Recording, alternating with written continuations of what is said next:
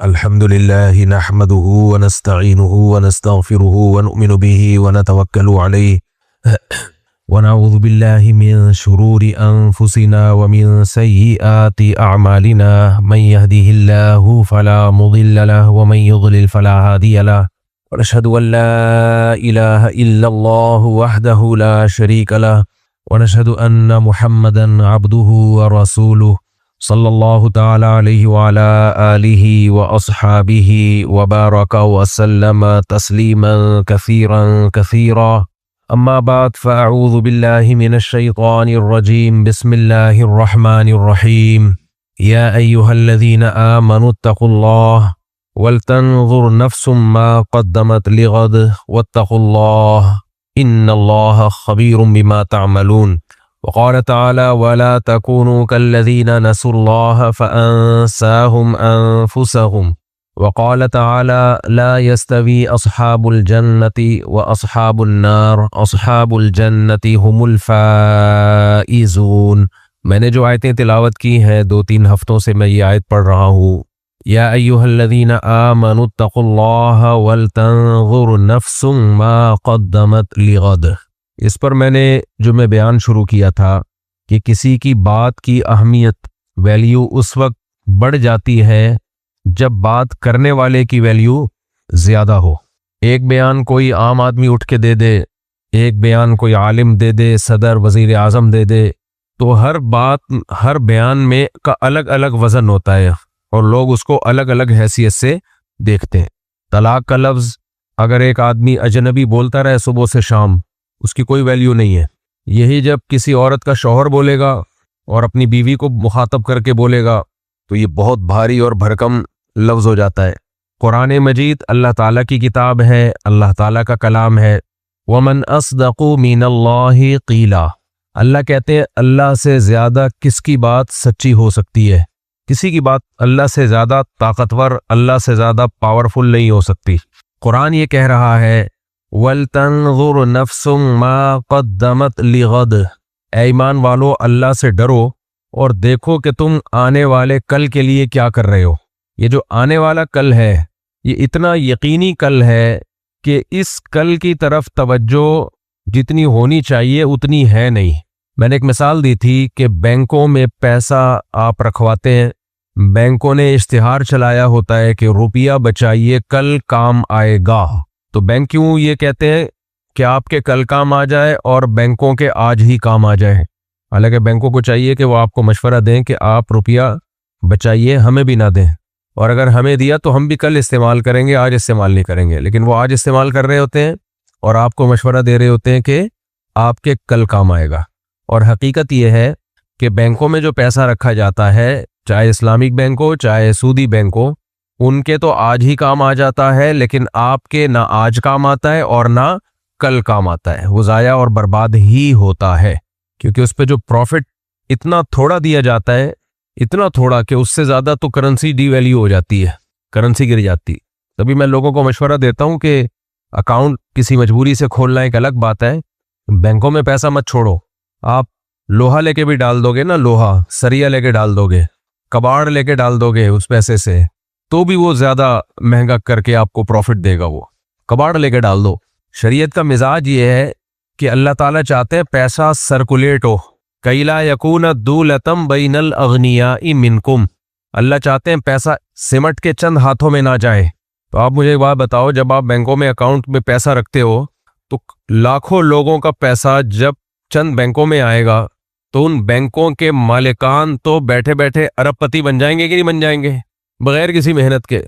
आप कह सकते नहीं मेहनत तो है, उन्होंने बैंक बनाया वगैरह वगैरह, इसको मेहनत नहीं कहते। मेहनत का मतलब किसी बिजनेस में, किसी कारोबार में तो पैसा सर्कुलेट नहीं कर रहा। आप कह सकते हो बैंकों का पैसा तो कारोबार में सर्कुलेट करता है। भाई वो बैंकों का पैसा नहीं कर रहा होता, वो आप लोगों का पैसा कर रहा होता है। उसको नाम ये लगाया जाता है कि बैंक का पैसा है। तो आपका पैसा बैंकों में सर्कुलेट करता है, जिसपे आपको बहुत कम प्रॉफिट मिलता है। अब आप देखो ये बड़े बड़े जो स्टोर खुल गए हैं, बड़े बड़े स्टोर खुल गए हैं, इससे जो आम गली महल्ले वाला जो दुकानदार है उसकी तो बेचारे की ऐसी की तैसी हो गई।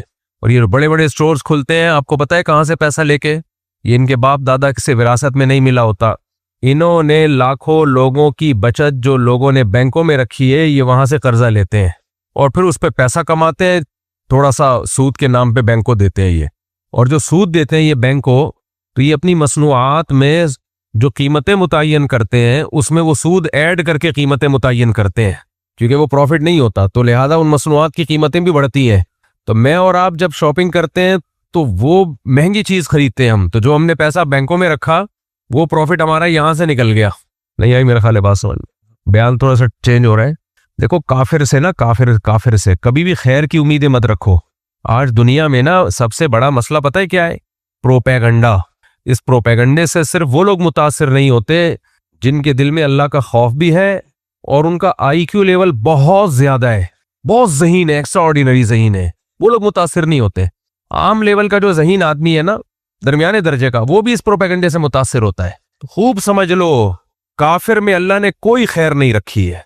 जब निज़ाम ममलकत गैर मुस्लिम और काफिरों के हाथ में जाएगा ना, खैर की उम्मीदें बिल्कुल ना रखो। जो अल्लाह को नहीं मानता, जो अल्लाह का दुश्मन है, जिसके लिए अल्लाह ने जहन्नम की आग बनाई है, जब वो बड़ी ताकतें बन जाए तो आप कैसे उससे खैर की उम्मीद रखते हैं? अगर खैरें होती तो फिर तो जन्नत में जाना चाहिए था ना उनको। लेकिन मैं बार बार कहता हूं, दुनिया में चोर दो तरह के होते हैं। एक तो चप्पल चोरी करने वाला, जो सबको पता होता है। एक चोर वो होता है जो बड़े पैमाने पर गेम खेलता है, जो इंसानियत के हुकूक का लेबल लगा के गेम खेलता है। देखो, सूडान में जो कुछ हो रहा है, किसी गैर मुस्लिम कंट्री में होता तो होता है भाई, सारी दुनिया की ताकतें कूद जाती कि नहीं कूद जाती मसला हल करने के लिए। रशिया ने यूक्रेन पे अटैक किया, यूक्रेन की कोई वैल्यू है रूस के मुकाबले में? आपसे मैं उनको रिपोर्टें नहीं पेश कर रहा, मैं बयान कर रहा हूं। ये जो आप लोगों ने एक दिमाग पे एक भूत सवार किया हुआ है ना कि गैर मुस्लिम बहुत अच्छे हैं, गैर मुस्लिम बहुत अच्छे हैं, मुसलमान तो 2 नंबर होता है, मुसलमान तो चोर होता है, मुसलमान चप्पल चोर है, छोटी चोरी करता है, बदनाम बहुत ज्यादा हो जाता है। और ये जो बड़े बड़े बैठे हुए हैं, ये चप्पल चोरियां करके बदनाम नहीं होते, ये लोगों के खून से खेलते हैं, इंसानियत से खेलते हैं। अब इतना सा शॉर्ट क्लिप चल जाएगा, मुसलमान चप्पल चोर है, देखना। फिर लोग कह रहे हैं, नीचे गालियां दी होंगी लोगों ने, ये देखो मुफ्ती साहब क्या कह रहे हैं। ये जो शॉर्ट क्लिप की वीडियो चल रही होती है, मेरे चैनल से नहीं चल रही होती, समझ रहे हो? हमारे चैनल से जो क्लिप जाएगा वो तमीज का ही क्लिप होता है, वो इधर उधर की नहीं जा रही होती उसमें। तो मेरे बयानात से लोग सिर्फ थोड़े थोड़े चुटकुले लतीफे निकाल के शॉर्ट क्लिप पे दे दनादन चला रहे होते हैं। तो लोग कहते हैं, देखो भाई मुफ्ती साहब क्या कर रहे हैं। यूक्रेन छोटा सा कंट्री है, रूस के मुकाबले में उसकी कोई हैसियत है? बोलो। लेकिन रूस ने कब्जा कर लिया है। अब तक सूडान जैसे हालात यूक्रेन में नहीं हुए, हालांकि रशिया ने अटैक किया है। वजह क्या है? गैर मुस्लिम है भाई, पूरा यूरोप आ गया उसकी मदद के लिए। 1 इंच रूस आगे नहीं बढ़ पा रहा है। यूरोप ने वफा का सबूत पेश किया। यही किसी मुस्लिम कंट्री के साथ हो तो देखो तुम्हारी वाट लगती है। हमें लोग बार बार डॉलर डॉलर दरबारी दरबारी कह रहे हैं, कहने दो। खुदा की कसम, पाकिस्तान जिस दिन गया ना, तुम्हारी ऐसी की तैसी हो जाएगी। इसलिए मुल्क पे समझौता मत करो। आज मुल्क की मोहब्बत की कोई बात करे तो उसको भी लोग सरकारी दरबारी कहना शुरू कर देते हैं। कोई बात नहीं, अल्लाह ताला नाशुक्री की सजा देता है। उन लोगों की कदर करो जो मुल्क से मोहब्बत और मुल्क की सालमियत की बात कर रहे हैं, उनकी कदर करो। तो मैं कह रहा था, देखो रूस ने यूक्रेन पे अटैक किया है, क्या हुआ यूक्रेन का? पूरा यूरोप उसकी मदद के लिए आके खड़ा हो गया। सूडान में देख लो, कोई आ रहा है? अब यही होगा, ट्रक खुराक लेके जाएंगे, बांट बूट के आके अखबारों में नाम आ जाएगा, देखो आज यूनाइटेड नेशन की तरफ से इतने लड्डू बटे हैं सूडान में, क्योंकि मुसलमान है ना मेजॉरिटी में। तो बात ये चल रही थी कि काफिर जो है ना, काफिर, उससे मुतासिर ना हुआ करो।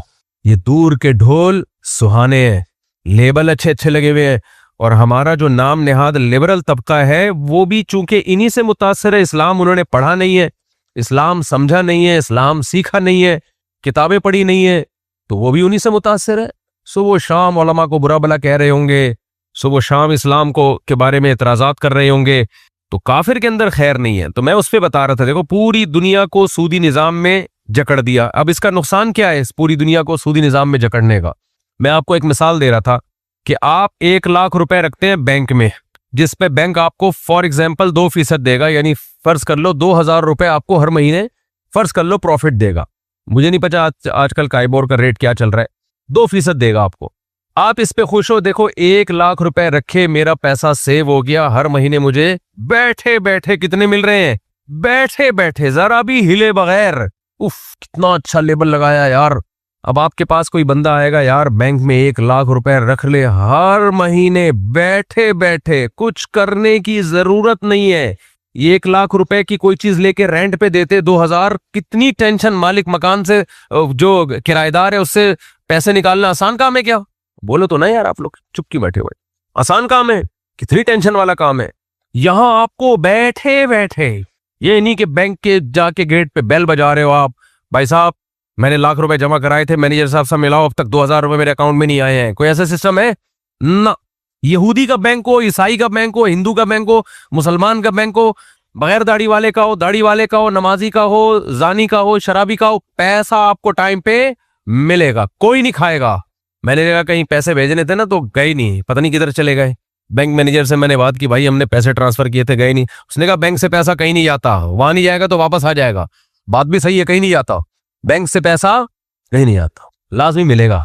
अब मैं दोबारा अल्फाज भी, गोरे ने हमें सिखाया, आप 1 लाख, और ये सारा सिस्टम बनाया यहूदियों ने, कमबख्तों ने। और कुरान कह रहा है वअख़्ज़िहिमुर रिबा, हमने यहूदियों को सूद खाने से मना किया था।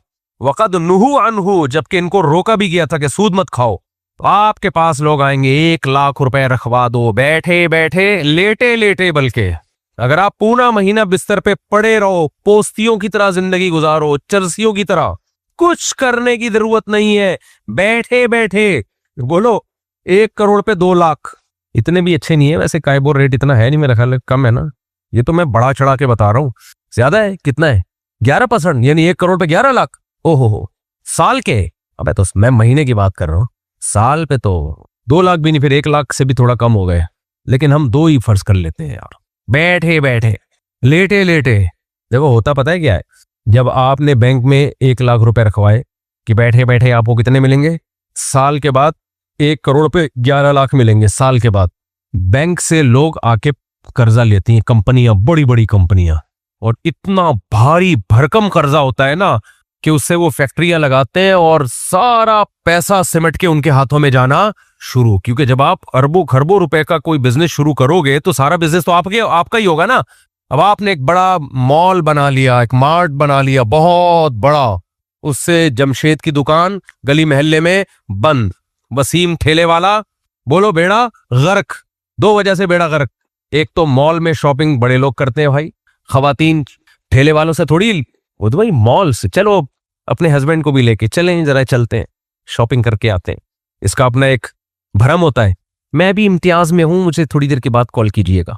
ऐसा ही होता है ना खवातीन, ये तो नहीं मैं टमाटर वाले के ठेले के पास खड़ी हुई हूं, मुझे 1 घंटे के बाद कॉल कीजिएगा, इसका भरम ही नहीं है। मैं जरा इम्तियाज में शॉपिंग के लिए आई हुई हूँ, आप काइंडली 1 घंटे के बाद कॉल कीजिए। और मोबाइल छीनने का खतरा भी नहीं होता। क्या ख्याल है? टमाटर वाले के पास तो पता नहीं मोबाइल निकाला, वो टमाटर के बजाय मोबाइल के पीछे भाग रहे। तो एक तो भरम है बड़े बड़े मॉल में शॉपिंग के, दूसरी बात हर चीज मिल जाती है क्योंकि उसने कौन सा अपने बाप का पैसा लगाया है, बैंकों से कर्जा लिया, सब चीजें लाके एक मॉल में जमा कर दी, डाल दी। उससे ये जो टमाटर वाला जमशेद, वसीम, गफ्फार की दुकान से अंडे ले आ, फलाने की दुकान, अब तो ये दूध दही का बिजनेस भी बड़े बड़े मॉल में आने वाला है। ये दूध दही की दुकानें भी मुझे लगता है इन बेचारों का भी, जो बाप दादा से सदियों से चले आ रहे हैं ना, इनका बिजनेस भी दाव पे लगा हुआ है। 2 वजह से, एक तो जरासीम को हवा बना के पेश किया गया है। एक्चुअली खुले दूध में जर्म्स होते हैं, खुले दूध में भाईजान, डब्बे के दूध में जर्म्स तो नहीं होते, लेकिन दूध भी नहीं होता। आप कह सकते हो भाई फिर क्या होता है? भाई साहब वो दूध को इतने प्रोसेस से गुजारा जाता है कि वो दूध नहीं है जिसकी कुरान ने तारीफें की हैं। अगर ये दूध होता, मुझे 1 गिलास मेरे हलक में उतरवा के दिखा दो, मैंने जिंदगी में नहीं पिया होगा। 1 आध दफा पिया है डब्बे का दूध ना, ये पीने का है ही नहीं। आप भैंस का, गाय का ताजा दूध पियो, उसका टेस्ट अलग है, उसका जायका अलग है। डब्बे का पियो, जब टेस्ट इतना चेंज हो गया तो ये कुदरत ने थोड़ी चेंज किया है, ये कंपनियों ने चेंज किया है। और आपका क्या ख्याल है, ये आपकी सेहत के लिए चेंज किया है? और भाईजान आजकल अस्पताल हेल्थ के लिए नहीं रहे, कारोबार बन गए हैं, तो कंपनियां दूध पिलाएंगी आपको सेहत के लिए। हाँ कुछ अच्छे अस्पताल भी हैं, लेकिन हॉस्पिटल का तो काम ही यही है ना, कंपनियों का काम सेहत देना थोड़ी है आपको। मैं 2 महीने सऊदी अरब में रहा हूं, 2013 में हज के लिए जब गया था, दूध नहीं मिल रहा था तो पैकिंग का दूध पीते थे, हालांकि वो भी फ्रेश मिल्क की होता था, वो टेस्ट ही नहीं था। घर में आके सबसे पहला काम जो मैंने किया है ना, दूध का ढक्कन, जब देगची का ढक्कन खोला है, ओहो, भैंस के दूध की जो खुशबू आई है, मैंने कहा भाई 2 महीने में हमें ये खुशबू नहीं मिली। उसके बाद पिया, लबनन खालिसन साइगल लिशारिबीन। कुरान कहता है तुम सूखा चारा इन जानवरों को खिलाते हो और इनके थनों से ऐसा दूध निकलता है साइगल लिशारिबीन, पीने वालों की हलक में फिसलता चला जाता है। आज एक और इल्मी नुक्ते की तरफ मेरा जहन गया। अल्लाह कहते हैं लबनन खालिसन, ये ऐसा दूध है जिसमें गोबर की और बदबू की और खून की आमेजिश नहीं है, खालिस दूध ही है। अल्लाह ने तो उसे हर तरह की आमेजिश से, हर तरह की मिलावट से बचा के हमें पिलाया था। हमने भैंसों को टीके ठोक ठोक के वो केमिकल भी दूध में लेकर आए और फिर डब्बों में ले जाके प्रिजर्व करने के लिए उसमें अलग से केमिकल डाले। अल्लाह ने तो दूध की खासियत ही ये बयान की है, दो चीजें हैं उसमें। नंबर एक, दूध ही हो, उसके अलावा कुछ भी ना हो उसके अंदर, खालिसन का ये मतलब है। नंबर दो, साइगल लिशारिबीन, जब पियो तो हलक में फिसलता चला जाए। या भाई बदजौक लोगों का काम नहीं है। आपके सामने मैं दूध के फजाइल बयान कर रहा हूँ। ये जिनको पता है दूध क्या है उनको पता चलेगा, उनको मजा आ रहा होगा ये बातें सुन। पंजाब वालों से जाके पूछो तो वो क्या हुआ, बैंकों से कर्जा लिया उन्होंने और बड़ी बड़ी फैक्ट्रियां लगा दी। फर्ज करो डबल रोटी की, ब्रेड की कोई फैक्ट्री लगा दी उन्होंने, ब्रेड बन रही है। अब क्या होगा, अरे ताजा दूध खरीद के पिया करो, ये डब्बों वब्बों का छोड़ दो, डब्बों का छोड़ दो, समझ रहे हो। कोई बात बिला मुतालबा दलील भी मान लिया करो। जितनी पैकिंग की चीजें हैं इनमें नुकसान है। मैं तो कंपनियों का नाम नहीं लेता, केस करेंगे मेरे खिलाफ, बोलेंगे हाँ बहुत अच्छी अच्छी कंपनी अभी लोग हैं, छोड़ दो उसको, कुछ भी नहीं है। ये जरासीम वाला दूध जो गवाला दे रहा है ना, ये उस कंपनी के बगैर जरासीम के दूध से अच्छा है। जरासीम को इतना हवा मत बनाओ, जाने दो, दो चार जरसूमे चले हैं। कोई एक साहब पानी बाजार से खरीद के बॉईल करके पीते थे। एक तो पानी भी कंपनी का खरीदने, उस पर से उसको बॉईल भी करना है। इतने नेक परहेजगार, देखो आप, नीट क्लीन। एक दिन नहा रहे थे, बीमार हो गए, पानी का शावर से ना कतरा पेट में चला गया, क्योंकि इतना जबरदस्त पानी पीने के आदी थे कि वो जो नहाने का पानी एक चला गया तो जिस्म ने बोला कि आप ये तो बदतमीजी पे उतर आए हो, आप गटर का पानी पिला रहे हो हमको, इतने छुई मुई। तो एतदाल से हर चीज अच्छी होती है। जरासीम को हुआ बना लिया भाई। हमारे नबी सल्लल्लाहु अलैहि वसल्लम ने तो मुझे नहीं मैंने कोई हदीस देखी कभी दूध बॉईल करके पिया हो, कभी भी बॉईल करके नहीं पिया आप सल्लल्लाहु अलैहि वसल्लम ने दूध, ताजा दूध। हाँ, दूध रखा रहेगा तो फिर जाहिर है उसमें बीमारियां आएंगी। फ्रेश मिल्क पियो बगैर बॉईल किए हुए। और अगर डॉक्टर कहते हैं नहीं इसमें जरासीम है, तो डॉक्टर को घर में उला हुआ दूध जो है ना वो उसको पिला दो आप। सहाबा, ताबीईन, हजरत मूसा अलैहिस्सलाम ने बकरियां चराई हैं, आपका क्या ख्याल है, क्या वो वहां जब 10 साल बकरियां चराई हैं तो बकरी का दूध बॉईल करके पीते थे? जंगलों में कहाँ बॉईल करने की जगह थी। कितनी हदीसें हमें मिलती हैं। नबी सल्लल्लाहु अलैहि वसल्लम घर में आए, सहाबी ने बकरी का दूध धोया और आप सल्लल्लाहु अलैहि वसल्लम की खिदमत में लाके पेश किया और आपने ऐसे उसको तनाउल किया है। कोई जरासीम को हुआ नहीं बनाया बता उन लोगों ने। हाँ, दूध रखा रहेगा या गवाला। बाज दफा ये होता है कि जब वो दूध निकाल रहा होता है ना तो उसमें मेंढक, कॉकरोच, गोबर और पता नहीं क्या क्या जा रहा होता है उसके अंदर। तो ये जो दूध आप खरीद रहे हो दुकानों से, इसको बॉईल करो आप, ये ताजा नहीं है। समझते हो कि नहीं समझते? ऐसा ना हो इसको कच्चा पीना शुरू कर दो। क्योंकि जो मैंने मनाजिर देखे हैं ना भैंसों के बाड़े में, जो मैंने मनाजिर देखे हैं, सफाई सुथराई का कोई एहतमाम नहीं। इसको बॉईल करो, लेकिन फिर भी ये दूध डब्बे से अच्छा है। ऐसा ना हो गोबर का सुन के और आप ये सुन के कि अच्छा ये जा रहा है तो अब हम डब्बे का, ना ना ना, वो डब्बे का जो केमिकल है वो इससे ज्यादा डेंजरस है। डब्बे वाली चीजें छोड़ दो, डब्बा बन जाओगे डब्बा। सबसे बेहतर दूध का तरीका यह है कि गाय पालो, बकरी पालो, रखो। मेरा मौजू नहीं है लेकिन क्या करूं, बताना पड़ता है भाई। ये आप लोग, अब तो कराची में लोग कह रहे हैं हम कैसे पाले, हमारे पास जगह नहीं है। देखो आपके सामने दो इशू, सेहत और दूसरा है थोड़ी सी टेंशन ले लो लेकिन सेहत बचा लो। तो टेंशन लेके सेहत बचाना बेहतर है या नहीं है? और टेंशन लिए बगैर सेहत का बेड़ा गर्क कर देना। अब तो डॉक्टरों की रिपोर्ट्स आ रही है, यूट्यूब पे आप देख सकते हो कि जितनी पैकिंग की चीजें कैंसर पैदा कर रही हैं, हार्ट की बीमारियां पैदा कर रही हैं। अब तो डॉक्टर खुद आ रहे हैं कि देसी चीजों की तरफ आओ। मैंने अमेरिका में मार्केटों में देखा है अपनी आंखों से, ऑर्गेनिक सब्जी की कीमत 10 गुना ज्यादा, यानी जो देसी खाद की सब्जी है उसकी कीमत 10 गुना ज्यादा। अंग्रेज आ रहे हैं इस तरफ, और यूरिया वाली जो है उसकी कीमत कम है। तो टेंशन लो, कैसे टेंशन लोगे भाई? यूट्यूब पे सर्च करो, पक्की जगहों पे भी अब बकरियां पालने के तरीके आ गए। ऐसे ऐसे तरीके आपको इंटरनेट पे मिलेंगे, राब्ता करो, बड़े आराम से हो सकता है सब कुछ। लेकिन वही बात है, पर्सनैलिटी। लोग क्या कहेंगे, बकरी पाली भी है इसने, लोग क्या कहेंगे।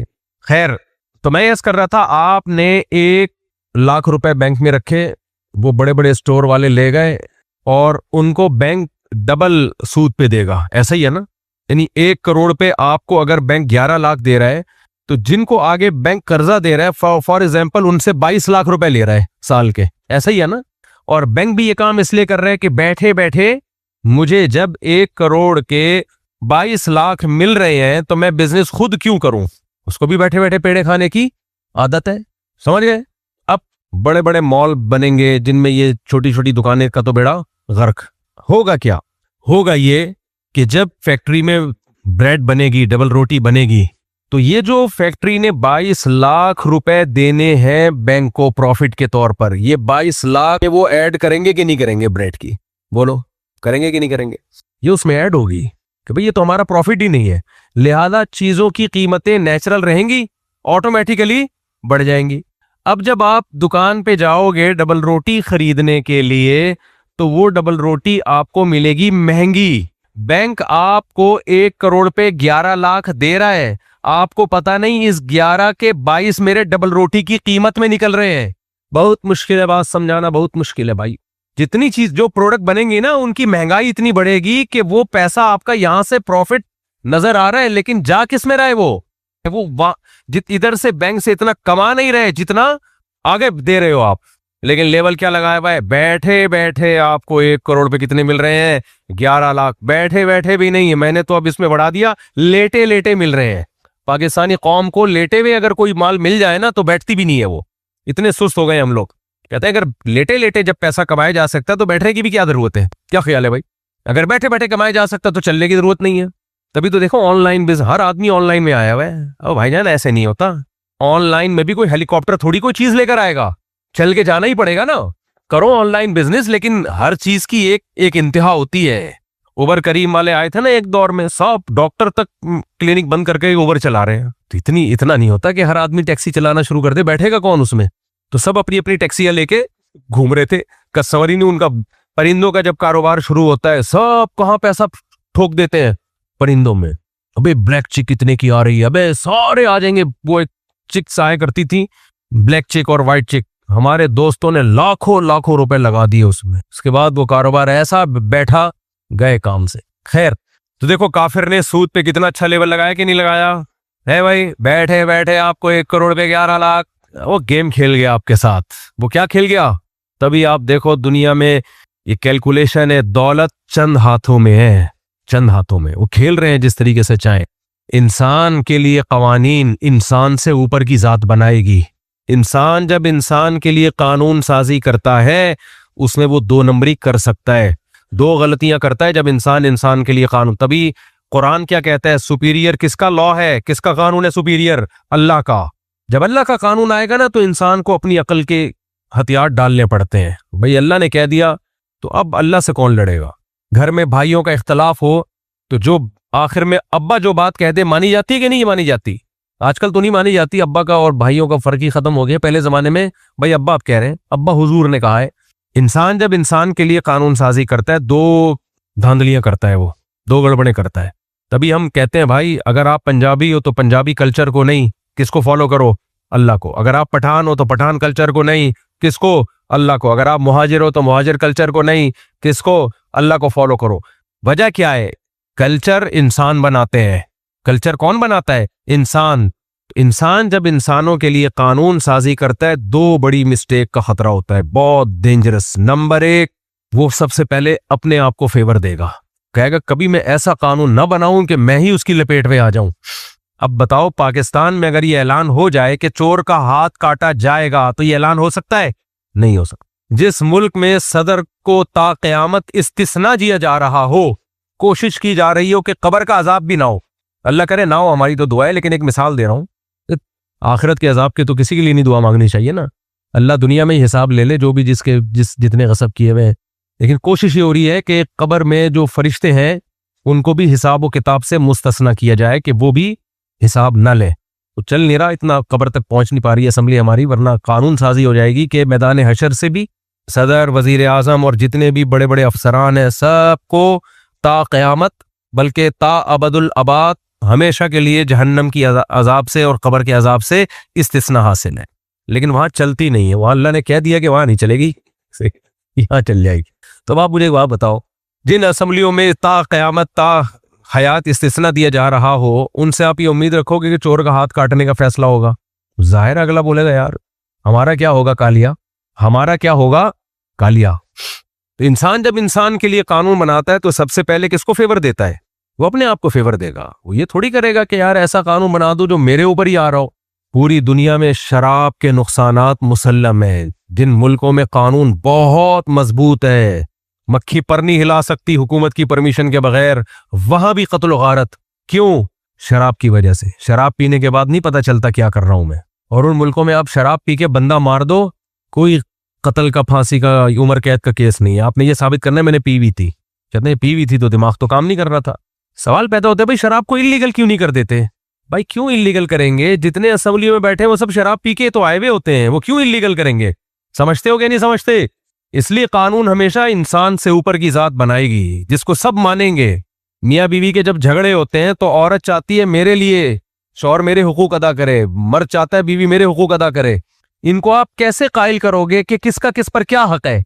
शौहर का अब्बा बताएगा, वो तो अपने बेटे को फेवर करेगा।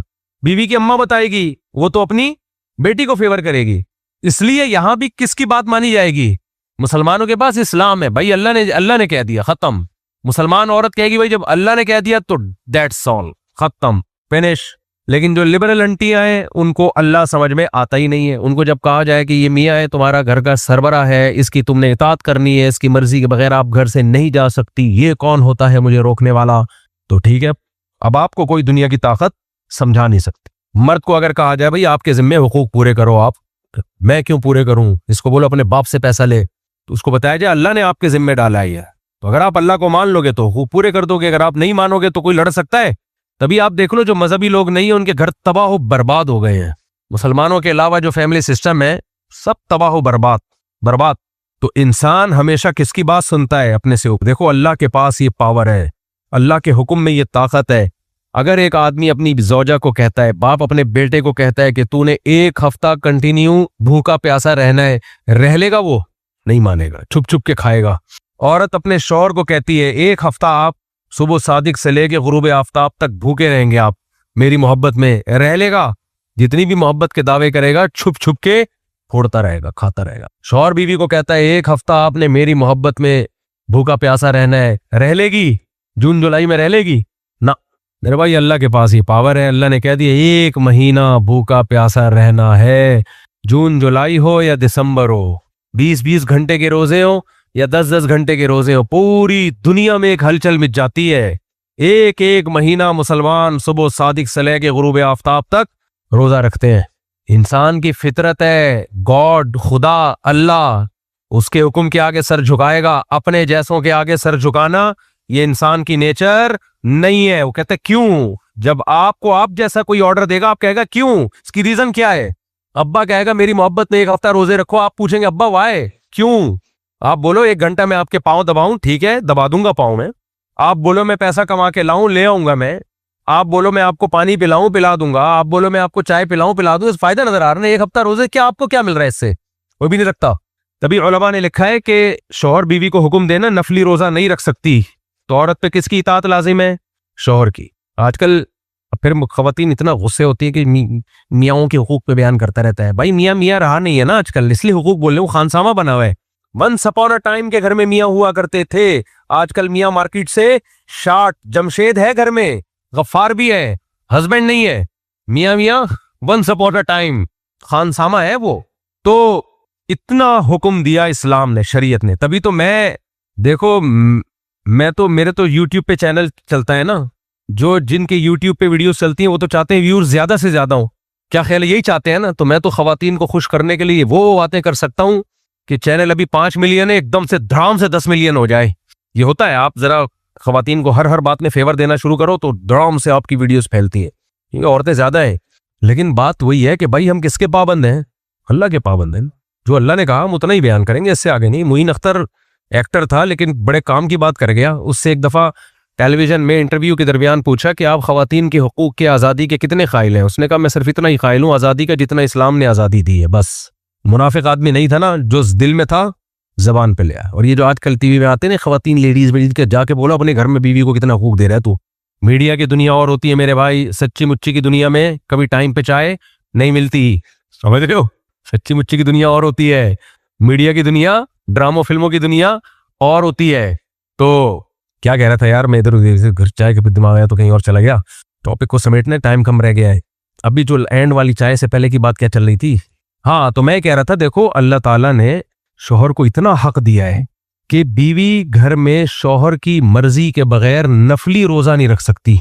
समझ रहे हो, वजह उसकी है कि शौहर कोई जायज मुतालबा अगर उससे करेगा, जायज मुतालबा, क्योंकि मुतालबात भी कुछ नाजायज भी होते हैं, जायज भी होते हैं। नाजायज मुतालबा क्या हो मैं बताता हूँ अभी। तो रोजे की वजह से उसका मूड ऑफ हो, दिमाग में चिड़चिड़ापन हो, मियाँ कह रहा है कि मैं घर में आया हूं तुम्हारा रोजे की वजह से, रोजा जब इंसान होता है तो फ्रेश नहीं होता। तभी देखो ना रमजान में असर में लड़ाइयां देखी हैं आपने समोसों पकौड़ों वालों की दुकानों पे, बसों में लड़ाइयां हमने तो देखी है, बसों में लड़ाइयां, दूध की दुकानों पे लड़ाइयां, जलेबी की दुकानों पे लड़ाइयां। चिड़चिड़ा होता है आदमी, भूखा प्यासा जब होगा तो चिड़चिड़ापन आएगा। और खास तौर पे जिनको चाय निस्वार की आदत है उनकी तो, निस्वार वालों का तो असर में तबीयत खराब हुई हुई होती है। सिगरेट की जिनको आदत है वो तो और पागल हुए हुए होते हैं। तो अल्लाह ने इसी वजह से औरत को हुक्म दिया, रमजान का तो फर्ज रोजा है वो तो रखना पड़ेगा, उसमें तो किसी की इताअत नहीं, अल्लाह का हुक्म है। नफली रोजा कोई वाजिब थोड़ी है, तो शौहर से परमिशन लेके रोजा रखा जाए। इतना बड़ा हक अल्लाह ने दे दिया, मैं नहीं दे रहा भाई, मैं तो बयान कर रहा हूं। अब जो लड़ना है खवातीन ने किससे लड़े, अल्लाह से जाके लड़े, अल्लाह से झगड़ा करे कि अल्लाह तूने ऐसा क्यों कर दिया। अल्लाह ने अपने नबी की जबान से कहलवा दिया, ये इतना बड़ा हक। देखो इस्लाम के हकाम पहली नजर में तो लगेगा कि औरत के फेवर में नहीं है, लेकिन हकीकत में वो औरत के फेवर में होते हैं। औरत को मर्द के मातहत इसलिए बनाए ताकि इनकी जिंदगी की जोड़ी चले, तभी आदमी मोहब्बत करेगा। अगर वो इताअत नहीं करेगी तो फिर मोहब्बत नहीं होगी, टाइम पास करेगा। अंग्रेजों में देख लो, टाइम पास है, करते ही नहीं शादी। उनको पता है मेरे किसी काम की नहीं है, शादी करके मैं मुसीबत में फंस जाऊंगा, तो बुढ़े होके कर रहे होते हैं फिर वो। तो आपको जवान तगड़ा मियाँ मिल रहा है 18-18, 20-20 साल का, तो अल्लाह ने कह दिया इसको अपना सरबरा मान लो। हमारे 18-18, 20-20 साल के तगड़े तगड़े मियाँ मार्केट में आ रहे हैं, गोरों में इसका तस्वुर नहीं है। 50 साल के जाके होते हैं तब जाके कोई शादी वादी कर रहा होता है, वो भी सारे नहीं कर रहे होते। क्या रह गया अब, मैं उनसे कहता हूँ तकल्लुफ की कम वक्तो तुम्हें जरूरत क्या थी है भाई। मैंने भी इतवार के बयान में बताया ना कि मेरे भांजे का जो बेटा है ना, वो अपनी फुप्पो की फुप्पो की फुप्पो की फुप्पो की गोद में बैठा हुआ है। 4 फुप्पुओं का वास्ता, ये खानदानी निजाम। आपको अभी उसने तस्वीर दी है, एक बूढ़ी सी खातून है, बच्चे को लेके बैठी हुई है। वो बच्चा कौन है, मेरे भांजे का बेटा। तो उसने बताया कि ये खातून कौन है, इस बच्चे की फुप्पो की फुप्पो की फुप्पो की फुप्पो है। हमारे लिबरल लोगों को ये बातें सुन के बहुत गुस्सा आता है। इस मुफ्ती को देखो, ये होते जाहिल लोग। मेरे कमेंट्स में पढ़ रहा होता हूँ, ये जाहिल मुफ्तियों ने कौम का बेड़ा गर्क किया हुआ है। गुर्बत महंगाई देखो, बस इनका जोर है बच्चे पैदा करो। भाई साहब ये इंसान पैदा हो रहे हैं, समझ रहे हो, ये इंसान पैदा हो रहे हैं। इन्होंने इंसान को एक आर बना के पेश कर दिया है। अगर इंसान का पैदा होना जिल्लत है तो फिर हम सब इस दुनिया के लिए बोझ हैं। फिर हम सब जमीन, इंसान जमीन के लिए बोझ नहीं है, इंसान जमीन की तरक्की का जरिया है। इंसान ना होते तो ये जमीन कैसी बयाबान वीरान पड़ी हुई थी। इंसानों के आने से तो जमीन में रंगीनियां पैदा हो रही है। जब वो ऐसे ताने देते हैं ना, वो ये देखो, मैंने कहा इनको सही सड़ रहे हैं, तप रहे हैं। वो एक साहब ने मुझे कहा कि वो, मैं ओल्ड हाउस पे बहुत बयान करता हूं ना, अंग्रेज एक आध बच्चा पैदा करता है, वो भी कमबख्त अपने बाप को नहीं पालता। समझ रहे हो, एक बच्चा होगा वो भी अपने बाप को बुढ़ापे में ओल्ड हाउस में, अम्मा को बुढ़ापे में ओल्ड हाउस में। एक बच्चा होगा उस कमबख्त से भी नहीं रखा जा रहा अपने अब्बा अम्मा। एक साहब हमारे लिबरल लोग ना जाके उन्हीं की गिनतियां पढ़ते हैं। वो कहते हैं एक्चुअली वो असल में इसलिए रखते हैं ओल्ड हाउस में कि वहां उनकी केयर बहुत अच्छी होती है। वहां बूढ़े माँ बाप की केयर बहुत अच्छी होती है, तो वो माँ बाप के फायदे के लिए कर रहे होते हैं। मैंने कहा उस कुत्ते को बुढ़ापे में रख दो ना फिर केयर के लिए। अबे जो कुत्ता पाला हुआ है, जो जब बुढ़ा हो जाए तो उसको भी जमा करा दो ना ईदी सेंटर में, वहां भी कुत्ते की केयर बहुत अच्छी हो जाएगी। कुत्ते को तो चिपका के रखा हुआ है, बिस्तर पे सांस सुलाते हैं, बाप को कहां जमा करा दिया, ओल्ड हाउस में। नहीं आ रही समझ में मेरे भाई, नहीं आ रही समझ में, बहुत मुश्किल है बात समझाना। अंग्रेज कुत्ता अगर बूढ़ा हो जाए तो उसकी केयर के लिए कुत्तों के ओल्ड हाउस में जमा कराएगा, जानवरों के हॉस्पिटल में जमा कराएगा ना, अब्बा को कराएगा, क्योंकि वहां उनकी केयर बहुत अच्छी हो रही है। भाई केयर मसला नहीं है, सबसे पहले मोहब्बत है। जिससे मोहब्बत होती है इंसान चाहता है करीब रहे मेरे। कुत्ते से मोहब्बत है, वो जितना भी बुढ़ा हो जाएगा फिर भी अंग्रेज के साथ बिस्तर पे सोएगा। और बाप बूढ़ा हो गया तो केयर के पर्पस के लिए उसको हॉस्पिटल में या ओल्ड हाउस में जमा कराया जा रहा है। नहीं आ रही तो समझ में, ठीक है, फिर तुम्हारा बुढ़ापा भी ऐसा ही होगा। हजरत अनस इब्न मालिक रजी अल्लाह तआला अन्हु को नबी ने दुआ दी थी। अनस इब्न मालिक ने नबी की जब खिदमत की ना, तो नबी ने दुआ दी। क्या दुआ दी? ए अल्लाह इसकी औलाद में बरकत दे। अनस इब्ने मालिक कहते हैं पहले जमाने में चूंकि बांदियां भी हुआ करती थी, बीवियां तो 4 थी लेकिन बांदियां भी बहुत थी। अनस इब्ने मालिक कहते हैं, एक मुअर्रिख ने लिखा है, कूफा में 4 अफराद ऐसे हैं जिन्होंने अपने सिर्फ नरीना में 100 बच्चों को जिंदा देखा है, जिनमें एक अनस इब्ने मालिक भी है। 100 तो सिर्फ आपके बेटे थे। समझते हो, मेरे और आपके इतने नहीं हो सकते क्योंकि बांदियों का सिस्टम खत्म। तो कहां से कहां बात चली गई यार। मैं जल्दी जल्दी वो बता रहा था कि देखो काफिरों ने लेबल, कितने खूबसूरत किस्म के लेबल लगाए हुए हैं, है भाई, रुपया बचाइए कल काम आएगा। उसको जाके बोला करो तेरे काम तो आज आ रहा है, हमें कल के मशवरे दे रहा है भाई। और जो हमें कम बहुत तो प्रॉफिट दे रहा है, तो कंपनियां वो प्रॉफिट भी चीजें महंगी करके हमसे खा रही हैं। तो ये मंजन किसी और के सामने बेचना। इस्लाम ने कहा है पैसा इन्वेस्ट अगर करना है तो मुजारबत की बेस पे करो। मुजारबत में क्या होता है, जितना कंपनी को प्रॉफिट होगा परसेंटेज के हिसाब से देगी। अगर 10 लाख कमाए, फॉर एग्जाम्पल 50% तय हुआ था, तो 5 लाख 20 लाख कमाए तो 10 लाख, और बैंक भी आपको देगा मुजारबत की बेस पे। जितना कमाएगा उसमें से परसेंटेज देगा। उस परसेंटेज का फायदा क्या होगा, आपको यह पता चलेगा कि मेरे पैसों से इन्होंने कमबख्तों ने कमाया कितना है, ये भी पता चलेगा आपको। फिर चीजों की कीमतें जितनी चाहे महंगी हो जाए, मार्जिन ऑफ प्रॉफिट खुद ब खुद बढ़ जाएगा, तो बैंक को भी आपका प्रॉफिट का मार्जिन बढ़ाना पड़ेगा। तो इसलिए मेरे भाई अल्लाह जब कानून बनाता है ना, तो अब देखो ये लोग सूद को क्यों नहीं छोड़ सकते, इसलिए कि अगर ये लोग सूद को हराम करार दे दें तो इनकी अपनी दुकानें बंद हो जाएंगी।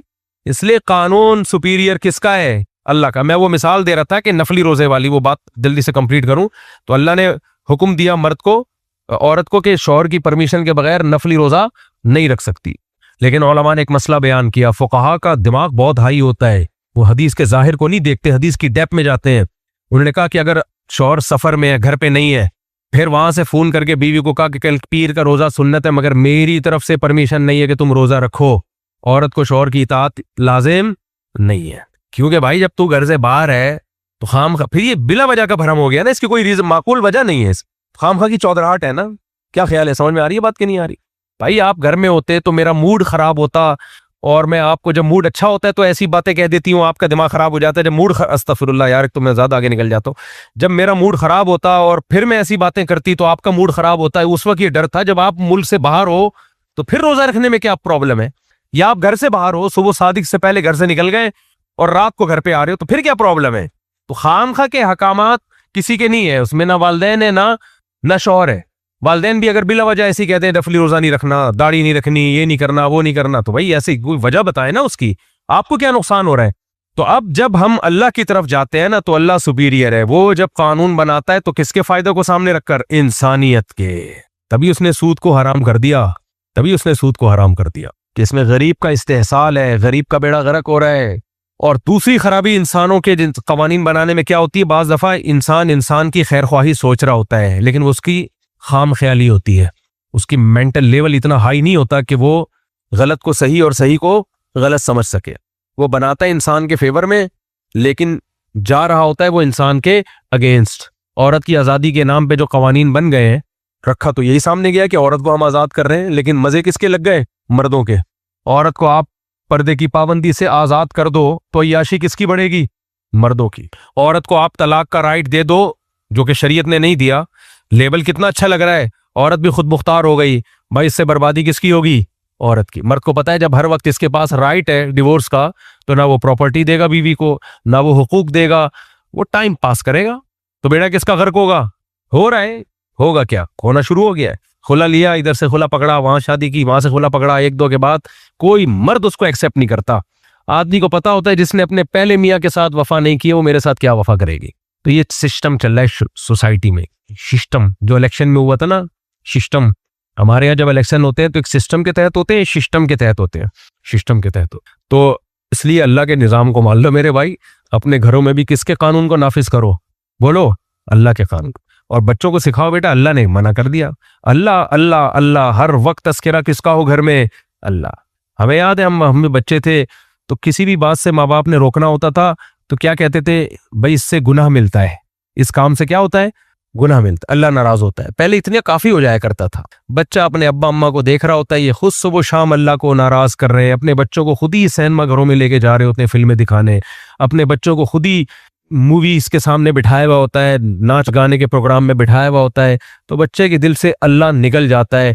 जिस बच्चे के दिल से अल्लाह निकल गया ना, वो तुम्हें नहीं मानेगा, वो तुम्हारी इताअत नहीं करेगा, फिर ये खूब समझ लो।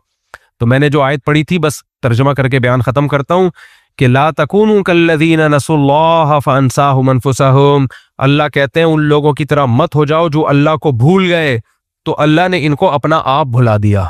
जो अपनी जिंदगी से अल्लाह को निकाल देता है तो अपना ही नुकसान कर रहा होता है। वो समझ रहा होता है कि मैं अपना फायदा कर रहा हूँ, अय्याशी कर रहा हूँ, लेकिन अय्याशी नहीं होती, आप अपने आप को खा रहे होते हो, अपने आप को तबाह कर रहे होते हो। तो अल्लाह ताला हमें इस्लाम पे, नबी सल्लल्लाहु अलैहि वसल्लम की सीरत पे चलने की तौफीक अता फरमाए और ये इत्मीनान नसीब करे कि हमारे पास जो अल्लाह का कानून है उससे बेहतर दुनिया में कोई कानून नहीं है। वमा अलैना इल्लल बलाग।